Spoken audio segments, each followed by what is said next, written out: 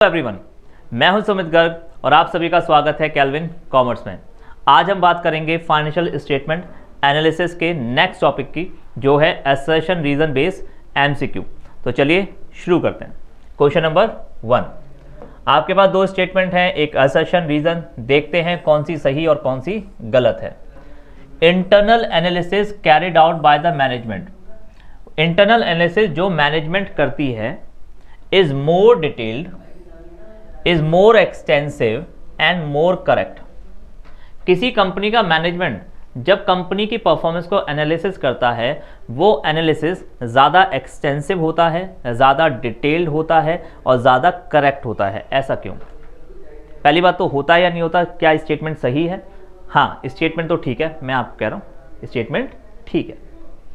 आज मैं आपको कहता हूँ कि भाई रिलायंस कंपनी की परफॉर्मेंस को स्टडी करो। आप कैसे करोगे? आपको रिलायंस कंपनी का डेटा चाहिए होगा, आपको profit and loss, balance sheet और भी अलग अलग तरह की इंफॉर्मेशन चाहिए होंगी। कहाँ से लेकर आओगे? सर हम इंटरनेट से डाउनलोड कर लेंगे। भाई इंटरनेट पे लिमिटेड इंफॉर्मेशन मिलेंगी, सारी की सारी एकदम सारी की सारी इंफॉर्मेशन तो नहीं मिलेंगी। लेकिन अगर आप रिलायंस कंपनी के मैनेजर होते तो आपके पास एक एक डेटा होता, आपके पास डिटेल्ड इंफॉर्मेशन होती, तो आप डिटेल एनालिसिस कर पाते।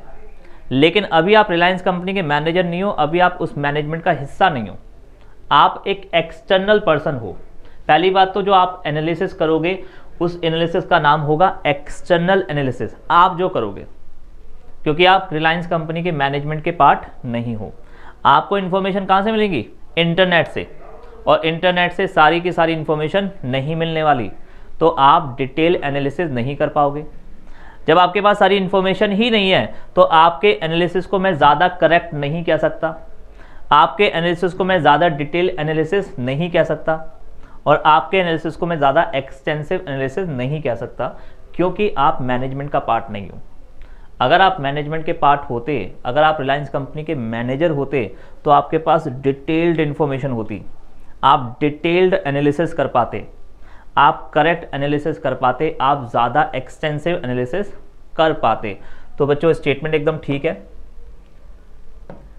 मैनेजमेंट के पास डिटेल्ड इंफॉर्मेशन होती है और उसी वजह से वो ये सारे काम कर पाती है। रीजन देखते हैं भाई।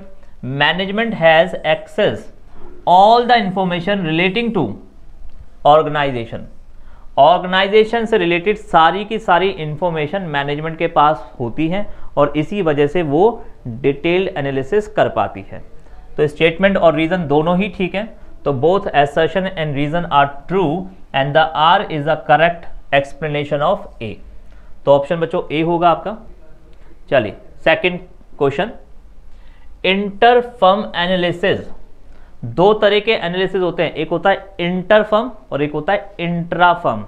पहले तो फर्क समझ लीजिए, इंटर और इंट्रा में क्या होता है, या पहले क्वेश्चन ही पढ़ लेते हैं।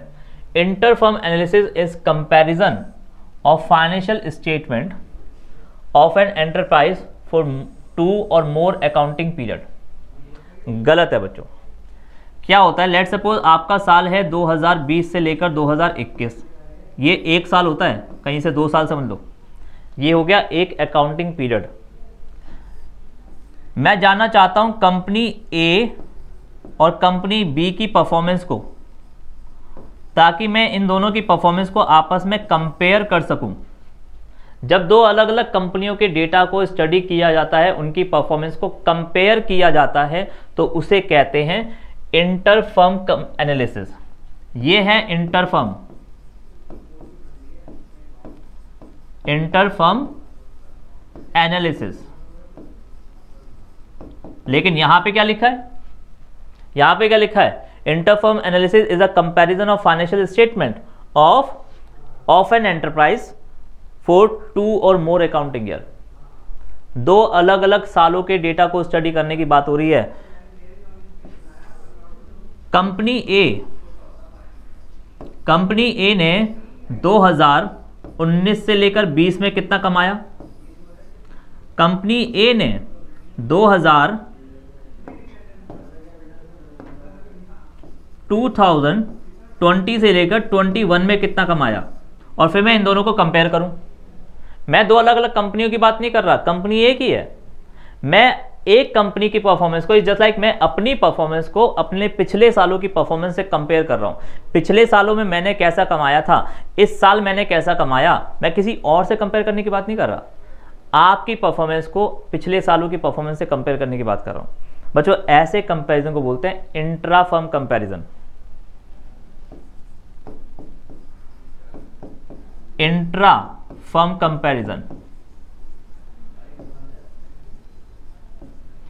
जब दो अलग अलग साल हों लेकिन कंपनी एक ही हो, इसे क्या बोलते हैं, इंट्रा फर्म कंपैरिजन। 2 और मोर अकाउंटिंग पीरियड, दो अलग अलग साल हैं लेकिन एंटरप्राइज केवल एक ही है, एन एंटरप्राइज। तो बच्चों ये स्टेटमेंट गलत हो गई, यहां पर इंट्रा लिखा होना चाहिए था, इंटर नहीं। टाइम सीरीज, इस एनालिसिस को टाइम सीरीज एनालिसिस भी कहते हैं। अलग अलग टाइम का डेटा होता है, इस एनालिसिस को दूसरा नाम क्या है, टाइम सीरीज एनालिसिस। तो time series analysis is conducted to determine the trend of different financial variables over a period of time. Statement ये वाली ठीक है, ये वाली स्टेटमेंट ठीक है, लेकिन असर्शन आपका गलत है। टाइम सीरीज एनालिसिस को करने से हमें अपने ट्रेंड का पता लगता है, ट्रेंड कि मैं ऊपर जा रहा हूं या नीचे जा रहा हूं। मैं अपने पिछले सालों की परफॉर्मेंस को इस साल की परफॉर्मेंस से कंपेयर करूंगा। ये कुछ ऐसे है, इस साल मैंने इतना कमाया, इस साल मैंने इतना कमाया, फिर अगले साल मैंने इतना कमाया, अगले साल इतना कमाया। बताओ 5वें साल में कितना कमाऊंगा। आपको एक ट्रेंड मिल गया, इसी को बोलते हैं ट्रेंड। तो आप कहोगे जी अगले साल सर हम इतना कमाएंगे, ठीक है जी। तो अलग अलग सालों के डेटा को कंपेयर करके हमें एक फ्लो का पता लगता है कि हम किस डायरेक्शन में जा रहे हैं। तो assertion is a wrong statement, assertion is a false, but the reason is true. Answer आपका सी होना चाहिए। चलिए नेक्स्ट क्वेश्चन पे चलते हैं। Analysis of the financial statement is done to access the managerial efficiency. हम एनालिसिस करते क्यों हैं, ताकि हमें पता लग सके कि हम कहाँ गलत हैं, हम कहाँ सही हैं, अगर गलत हैं तो क्यों गलत हैं, और रीज़न पता लगते हैं तो फिर हम अपनी परफॉर्मेंस को ठीक कैसे करें। एनालिसिस किसी चीज़ को एनालाइज करने का पर्पज़ यही होता है। अगर मैं अपनी परफॉर्मेंस को एनालाइज कर रहा हूँ तो इसका मकसद क्या है, ताकि मैं अपनी परफॉर्मेंस को ठीक कर सकूँ, ताकि मुझे पता लग सके कि मैं कहाँ गलत हूँ। Analysis of financial statement is done to access the managerial efficiency, ताकि हमें मैनेजर की एफिशिएंसी का पता लग सके। Financial statement analysis help to identify the area where the managerial have been efficient and where they have been inefficient. कहाँ पर मैं बढ़िया हूँ, कहाँ पर मैं खराब हूँ तो क्यों खराब हूँ, कैसे उसे ठीक किया जाए। तो दोनों स्टेटमेंट बच्चों ठीक है। तो both assertion and reason are true and the R is a correct reason of. तो आंसर होना चाहिए आपका ए। तो इस तरीके से हमारे होते हैं assertion रीजन बेस्ड क्वेश्चंस। तो चलिए ये टॉपिक तो हमारा कंप्लीट, assertion रीजन। अब बात करेंगे हम केस स्टडी बेस्ड क्वेश्चंस की। तो जुड़े रहिए हमारे साथ और लाइक एंड सब्सक्राइब करते रहिएगा कैल्विन कॉमर्स को। मिलते हैं नेक्स्ट वीडियो में, बाय बाय।